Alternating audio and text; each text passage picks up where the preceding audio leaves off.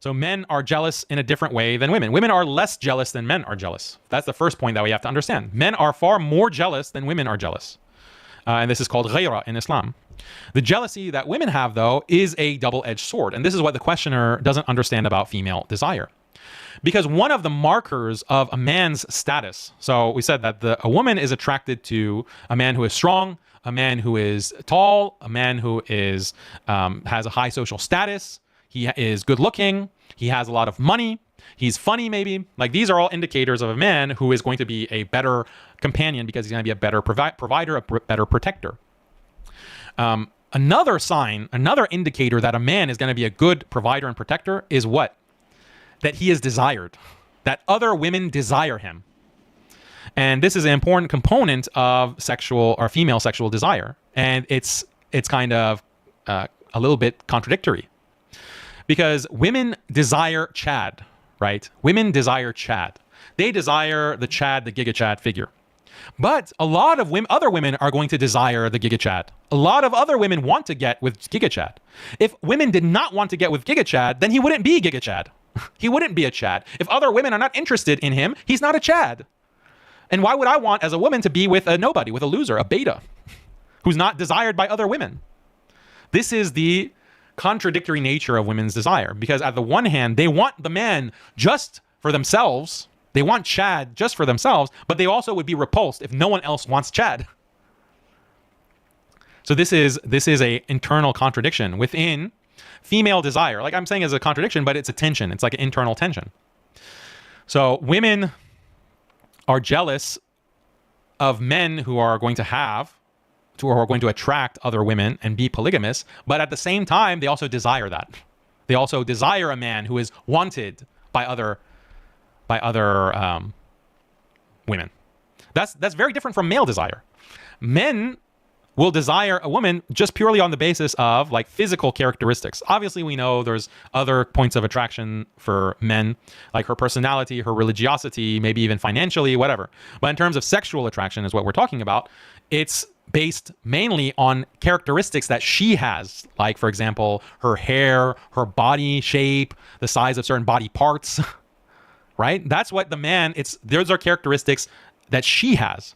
Whereas the desire of women, the sexual desire of women, it has that physical component, but there's also a relational component.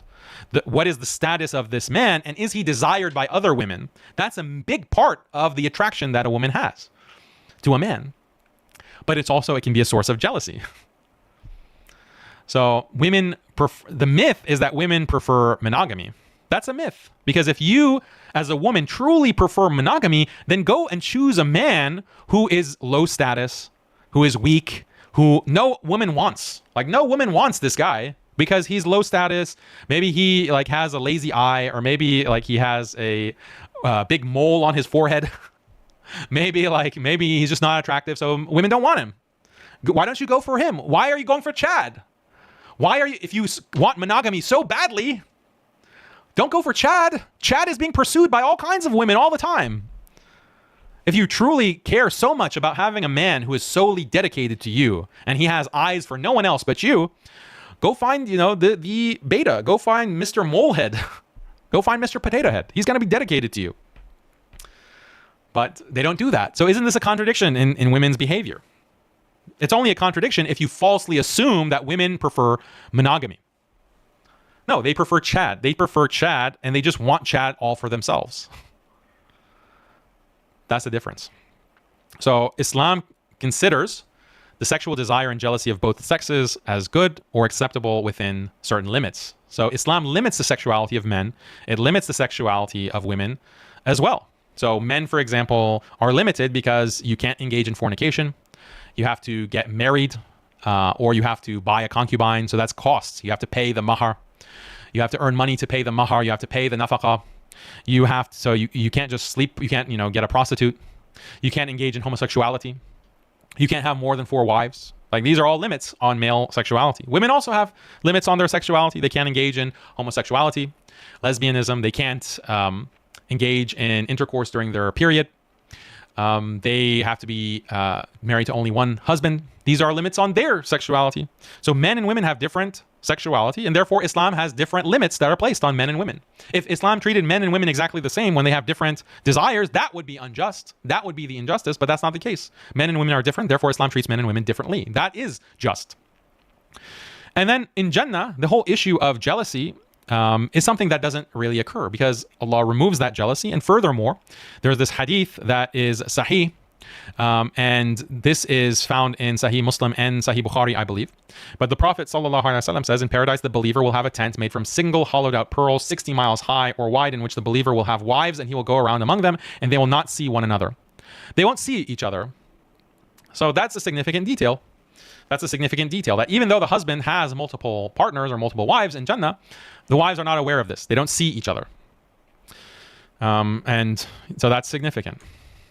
So again, to answer the question, this is a myth that women prefer monogamy. Women prefer chad. They prefer the man who is desired by multiple women. If he were not desired by multiple women, they would not want him. They would not be attracted to him in the same way.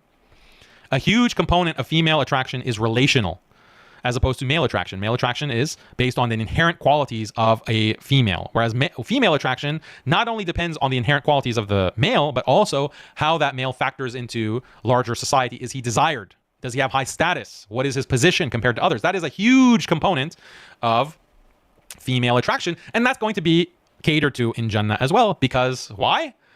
Her husband is going to be attracted or be desirable to many other females. And the other thing is she won't be able to see those other females. So this is the answer.